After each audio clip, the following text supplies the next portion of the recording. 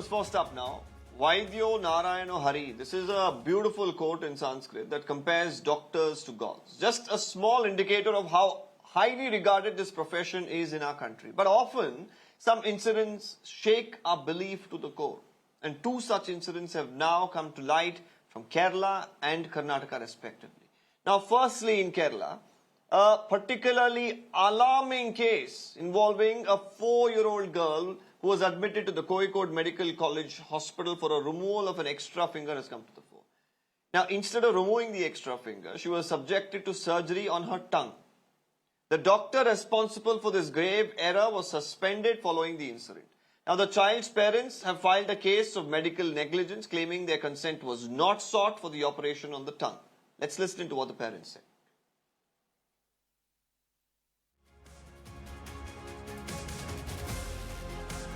അവിടെ ചോര കണ്ടു. അപ്പോഴാണ് പെങ്ങൾ ചോദിക്കുന്നത് ഇതെന്താണ്. അപ്പോൾ നോക്കുമ്പോൾ സിസ്റ്റർ പറഞ്ഞ് നാവിനാണ് ഓപ്പറേഷൻ ചെയ്തത്. അപ്പം തന്നെ ഓല അങ്ങോട്ട് തന്നെ കൊണ്ടുപോയി. കൈക്ക് ചെയ്യേണ്ടത് വിരലിൽ ചെയ്യേണ്ടത് നാവിനാണ് ചെയ്തത്. പിന്നെ കുറച്ച് കഴിഞ്ഞപ്പോൾ ഓല് കൈക്ക് ചെയ്തിട്ട് ഇങ്ങോട്ട് കൊണ്ടുവന്ന് ചെയ്തു. അതാ മാപ്പ് പറഞ്ഞിട്ടാണ് മൂപ്പര് എഴുതി കൊടുത്തതാണ്. ഇനി ഒരു കുട്ടിക്ക് പ്രശ്നങ്ങൾ വരരുത്. ഇപ്പോ നമ്മളിപ്പോ നാവിലായതല്ലേ, വയറിനൊക്കെ കാണിച്ചാൽ വലിയ പ്രശ്നമല്ലേ. ഓല് പറഞ്ഞ് കുട്ടി മാറിപ്പോയെന്നാണ് പറയുന്നത്. Now, intervening in the matter, Health Minister Veena George has issued directions to suspend the doctor. The institute said that further action will depend on an inquiry that will be conducted. The Kozhikode Medical College Hospital has been in the news, of course, for the medical negligence case where a pair of forceps were left in the abdomen after a pregnant lady underwent a C-section in the hospital. Now, meanwhile, in the neighboring state of Karnataka, now this is the second case from Karnataka where a woman in Kolar was found to have a 3 feet long cloth left inside her body. This was after her delivery. The 20-year-old victim started suffering from excruciating pain in her stomach 4 days after her delivery. Upon consultation, she was prescribed an ointment by the doctors at a private nursing home for pain relief. But when family members started applying the ointment, they were shocked to see a piece of cloth sticking out of her private parts. Now, where the doctors had made an incision to facilitate smooth delivery, now these cases, of course, cannot be dismissed as they aren't isolated incidents, but reflect a larger issue of medical apathy and negligence, especially in government hospitals. Now, the focus also has to be on bolstering the medical infrastructure really in the country. For example, WHO recommends 1 doctor per 1,000 people. Now, but in Karnataka, viewers, there is just 1 government doctor per 13,556 people. Meanwhile, in Kerala, there is 1 government doctor for 6,810 people. On the show tonight, we will be discussing how medical apathies combined with a lack of resources are becoming a dangerous cocktail, risking several lives in different parts of the country. Now, to talk more about this today, we have Dr. Lakshmi Ashwin Gowda from the BJP, Syed Asad Abbas, political analyst, Priya Chetty Rajgopal also with us today on the panel. She is the managing partner of Multiversal Advisory. Dr. Jailal, former national president of the IMA, is also with us. But before I go across to my guests, 2 of our reporters as well joining us today to give us more perspective on this, apathy that has broken out in Karnataka and in Kerala. First to my colleague Imran. Imran, if you could tell us right now, has any action been taken against the erring officials here? Was it the doctor to blame? Was it the nurse? Share more details, please. Well, Deepak, they are passing the buck for each other. In fact, the medical superintendent has ordered an inquiry into this incident, and where they have the patients had complained negligence on the part of the hospital staff. Now, the hospital staff is passed on the senior authorities to the doctor. Doctor said that it was nurse's job to stitch up the wounds and clearly remove that cloth which was there for the stopping of the blood. Now they also say that this nurse's fault. So, but the inquiry has been situated. I beg your pardon, initiated. We have to wait and see what the inquiry finds. But blame are starting on, and they have blamed the nurse for what happened in Kolar. Now the patient says that when the cloth was put, they said they had put for internal bleeding, and they asked the the patient to come back. Now, the patient says that this is not what was told. In fact, they went twice. Even then, the cloth was not reported. A very clear gross medical negligence there. Now, this issue, after it became viral on social media, the health department has also, a minister has also said that he will look into this issue. But what action will be followed, we have to wait and see. Because earlier too, we have seen such incidents, but always it's the least denominator who gets punished, whereas the people in the higher ups are left scot-free. Right, Imran, thank you for sharing those details. Jayalakshmi, I'm coming to you now. This doctor has been suspended, but is that really enough? And also, we should also note here that the statistics that I just read out earlier just suggest the sheer pressure that the doctors are dealing with as well. For them to commit such mistakes, it's not as if they do it on purpose. It is because they're overburdened. So it should be a chain of people who should be held responsible for this, isn't it?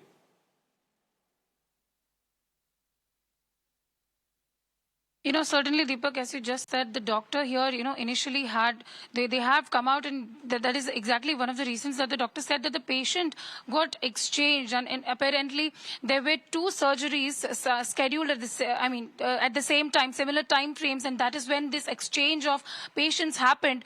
Even though we consider this as a very grave medical negligence from the part of the doctor, definitely, as you said, the amount of pressure, and in fact, close to 7,000 people under one government doctor and 7,000 people under them is definitely a huge pressure that the doctor has to deal through. And as my colleague Imran also rightly pointed out, the higher ups are definitely, going out scot-free here. And as far as the health minister here, she even though did suspend the professor, associate professor in immediate effect, investigation is being conducted and, has been initiated. And even though the follow-up actions will be taken, definitely the parents who have come out and said that this is something that they do not wish to be happen to some other kid as well, and they are thankful for once that the surgery was done in the part of tongue and not any other part which would have caused a fatal issue in the kid. So definitely is a very major concern that has to be looked upon on this basis of the very pressure quickly, that the Jaya, doctor what's the has condition and of the child right that now? the hospital has right now, if it is enough. The condition of the child is definitely better, and she is in a proper condition. And even though she is in the hospital right now, but she is recovering from the operation, the surgery, and thankfully the parents have confirmed that the child is safe. Okay. Right, Jaya, thank you for sharing those details, and we keep coming back to you for all the updates here. I'll open this up very quickly and dive straight in. Syed, Abbas, this is firstly like talking about what's happened in Kolar.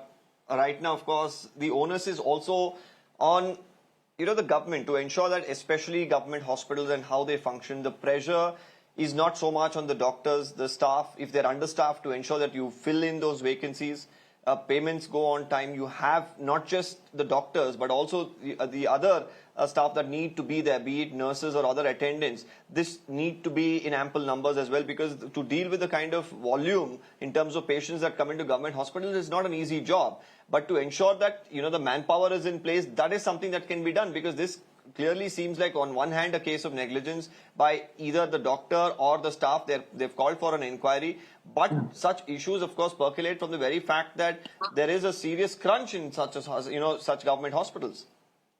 Deepak sir, I've always believed with great power there's great responsibility and equal accountability. Certainly the government has called for an inquiry on the same, and there must be clear-cut investigation, and be it the doctor or the nurse must be brought to the justice in books. Let us not trivialize this issue by politicizing it. This could have happened under BJP government or Congress government. Whichever government which is in power must and should do their jobs. Yes, sir, certainly I agree with you on the front that, especially the medical director, the medical commissions, the health minister must get on their jobs and duty. If the people of the mandate is given to the Congress party or the BJP party, ruling in the state now being Congress party, must and should do the right job, rightfully, yes. But we must also understand that it's very unfortunate that the Bharatiya Janata Party is politicizing the issue. By politicizing this issue, respected sirs and madams of the Bharatiya Janata Party, you're only trivializing it. When it concerns the matter of healthcare, when it concerns the matter of medical health and this hospital, we must come together. I'm a citizen of Karnataka. I'm from the beautiful city of Bengaluru, and I stand with unfortunate instance which happened with the victim.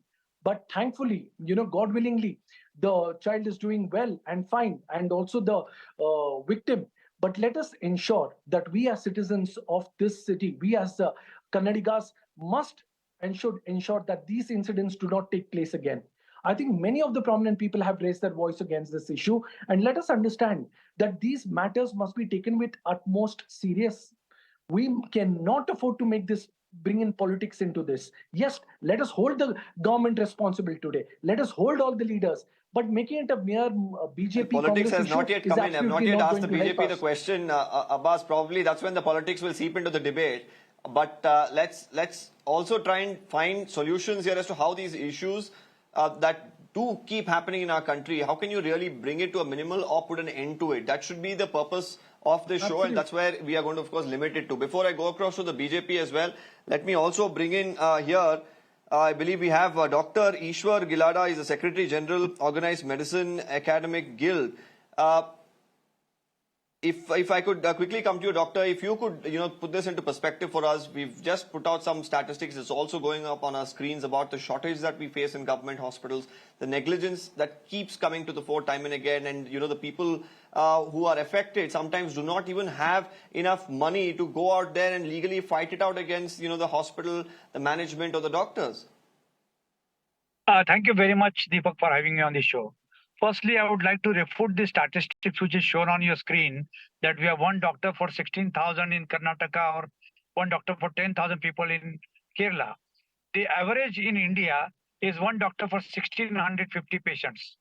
And there may be some kind of maldistribution that the doctors are more concentrated in urban than the rural areas, but the ratio is not as bad as it has been shown here. Secondly, such kind of negligence can happen whether in government or private, in Kerala or Karnataka or Maharashtra or anywhere. So negligence is negligence, but there is a principle in forensic medicine which is called mens rea. Mens rea means the intention. If the doctor's intention is not bad, the doctor has no kind of ill will against that patient, then this is a negligence which is section 304A, which is which is a bailable offense, and it is not a negligence which is done by any intention. It happens. Now, in short run, yes, we need to find out what is the cause, who is at helm of the affair, without politicalizing or trivializing the incident. But in long run, what we need to look at, number one, there's a lot of WhatsApping. So we should ensure that doctor, nurses, technician, anybody in a hospital atmosphere, they deposit their phone somewhere. They do not carry their phones except for emergency purpose. It can be stored with somebody. Secondly, they should be attentive, and there should be 2 or 3 people responsible to understand who should be made responsible and whether it is a correct surgery, wrong surgery, right surgery.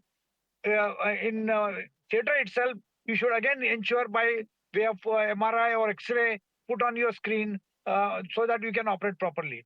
And lastly, such kind of incident should not be repeated. So I think there should be also introspection in medical profession, and we should look at that, how it can be avoided and what best can be done for the patient's welfare.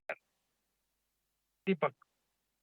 Okay, Dr. Gilada, firstly, this is not about us going against the doctors or saying that they have done something wrong. And also the data that you are talking about, it's from the Indian Journal of Public Health. This was published in 2017. We can send you a copy of that. That's what, of course, is on our screens right now for everyone to see. And as far as shortage in hospitals is concerned, everybody who visits a government hospital knows that there is an acute shortage in terms of doctors, in terms of paramedical staff, or even nurses and other staff members who need to be there at the hospital. Priya, you've dealt with multiple cases, of course, where people have come to you and seeking help when they have gone through issues, I'm sure, because as far as apathy in government hospitals is not something new. As an activist yourself, I'm sure you've come across multiple cases like that. But when we look at such instances, instead of just pinning the blame completely on the doctor there, you need to look at the larger picture of what's bothering or what's affecting our government hospital and the entire system in itself. Yeah, thank you, Deepak. I do want to say that I'm sure these kind of incidents are outliers. I'm reasonably sure that, while these are reported, this is certainly not par for the course. These are very, very unusual incidents, and I pray they get even more unusual in times to come. For most people, especially people like us, and there's a certain complete opacity when it comes to doctors. For example, if a doctor were to tell me, move from X to Y and stand on your head, I would just do it because that's the kind of belief we have in our doctors. And I am like that. I'm otherwise an intelligent person, but I never, ever question my doctors. And I think in that way, I may be a good patient. But let's move away from the patient attitude or the patient perspective and the almost blinding level of trust we have in our doctors and our nurses, and sometimes our lawyers. I'm just trying to give experts, who we depend on very, very acutely, and move on to the structural issues. Yes, I agree with many of our panelists here who have mentioned that there's a huge, huge mismatch in terms of the numbers of doctors available vis-a-vis the patients. So we're talking about a quantity issue. But let's move on from there, logically, to a qualitative and procedural issue. For example, the issue of the vaginal swab left in the lady after her delivery is actually is a common thing which happens in deliveries under the category of never incidents. A never incident is something which is completely preventable and is very unlikely to happen. So if you can imagine this happened, it simply highlights the lack of process or perhaps the lack of focus that something like this needs.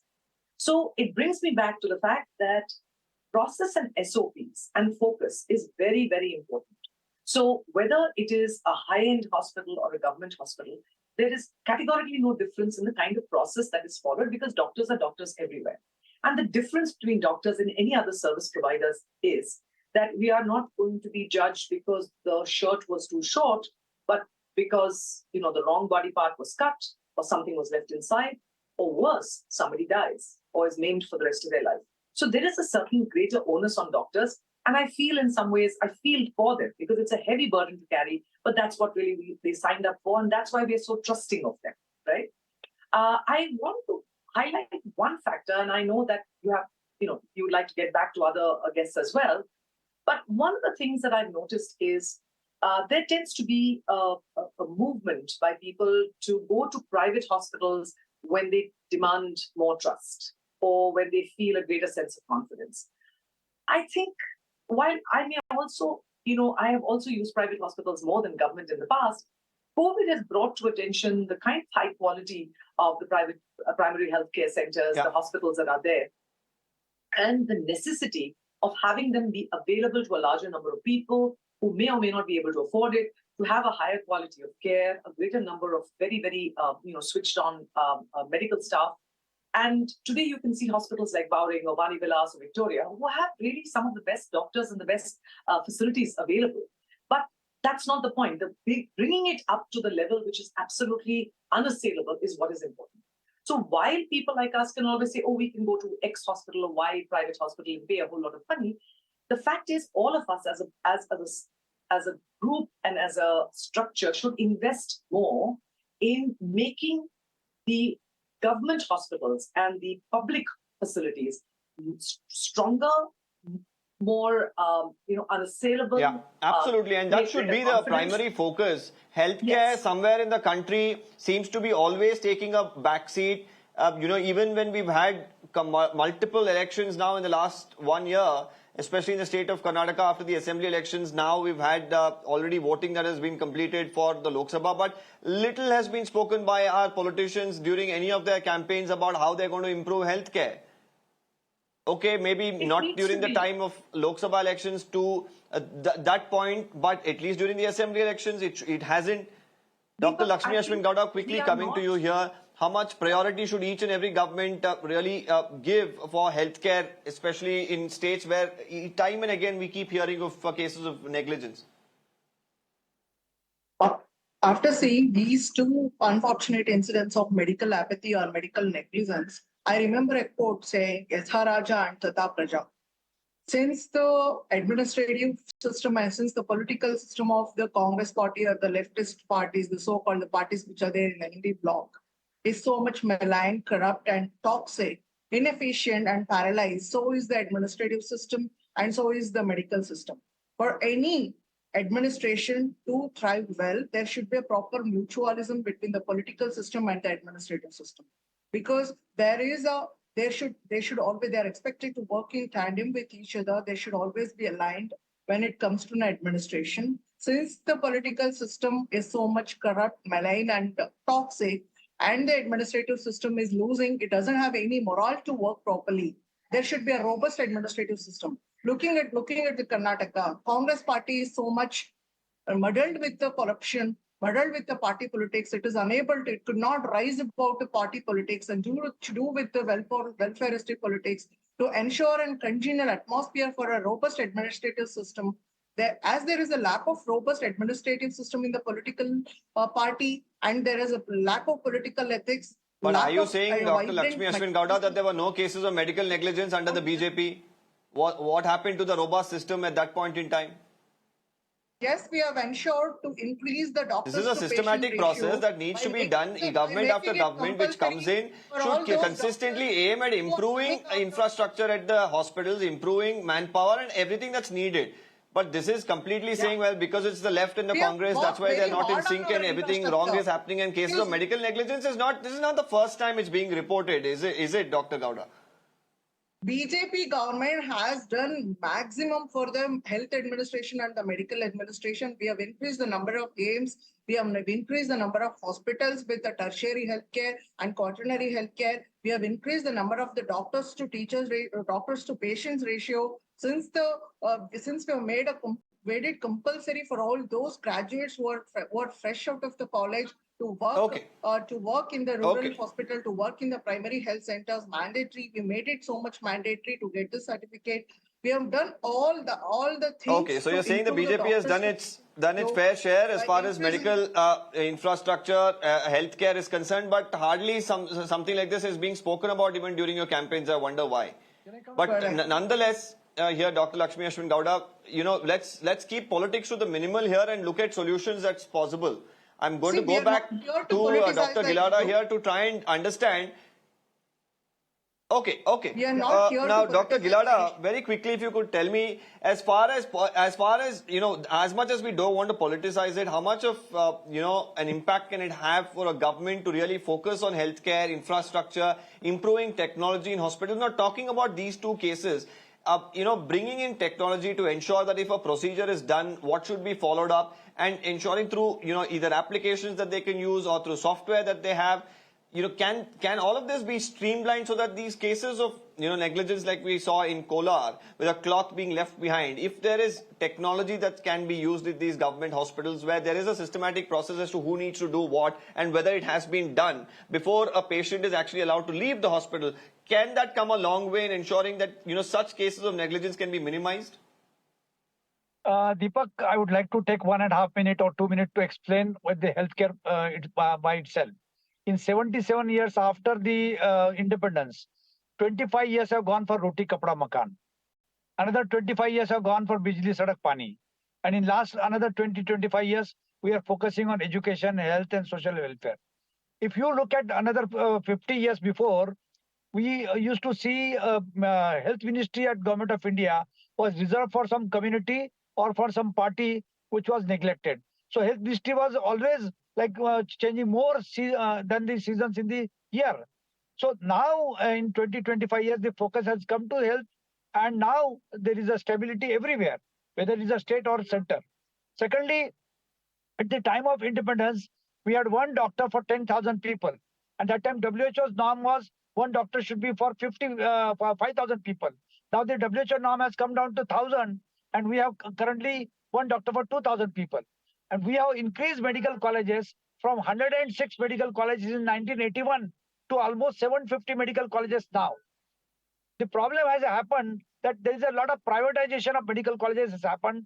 Almost 50% of the medical colleges are owned by private entities, and there is a total commercialization. So the healthcare has become more commercial than the social kind of service. Now, having spoken about the current situation, we need to focus on quality of care. We need to focus on quality of equipment. We need to focus on quality of healthcare givers. And that has to be properly training done. And that has to be focused, irrespective of what government is there, because we are dealing with human lives. And now, if we come down to these particular incidences of negligence, they happen everywhere, irrespective of which is the government in that particular state. So I don't think we should trivialize and politicize this particular Okay. incident at all. Can I come in, Deepak? Can I please come in and make an important point here? That's precisely the point that I was asking for. What are the measures that can be really employed? If I can, ask Mr. Abbas and also Priya Chetty to come in very quickly with your comments. Yeah. I'll come to you as well, Dr. Gowda, towards the end. I have about 3 minutes, so if you all could sum up as to what can be done at the government level, at the management level of these hospitals to prevent or at least, ensure that, such cases of negligence are brought to the minimum. Deepak, We'll I start with certainly Abbas. resonate. Yes, Deepak, I certainly resonate with you. I think the politicians across political lines must speak more of hospitals, healthcare, medical facilities, education, roads, infrastructure, so on and so forth. When we speak of Bangalore city or Karnataka as a state, mere political blame game is not going to help. As a matter of fact, in my opening statement, I did predict and my prophecy came true. As a new modern day Nostradamus, the BJP wants to do politics on this. Let us keep politics aside. Would we say the same to the victim? Blame the BJP or the Congress? No. Let us come to solutions. And the solution here is the Karnataka ministry under the able minister and of course led by Sidramaiah ji and DK Shivkumar must allocate more funds to the hospitals, must and should have a regularization on the same front, more hospital beds, more ratio of doctors to the number of patients, more number of nurses to attend, and also stricter laws where such medical negligence does not repeat itself. And those who commit, these negligences brought under the books. Trivializing this matter, making it a non-serious issue by blaming is not going to help. We as citizens of this country must vote for those who speak of healthcare, no politics, medical facilities, invest education, more in and healthcare. infrastructure. Thank you, Abbas. Priya, I'll quickly come to you. So I have two suggestions. One is that if all politicians and bureaucrats start using the public health system, like many of us did, in fact, during the COVID time, there will be a huge transformation in healthcare standards. And in addition to this, if the Health Association or the Doctors Association can seriously invest in very strong SOPs which are implementable, executable, and also can be penalized when required, that would be a good thing. I'd like to quickly, so I'm saying these two things will make a huge difference because there is a reality on ground. There are the issues of, being understaffed, but there's also the fact that even if we're understaffed, we still have a basic process to follow and we should follow it.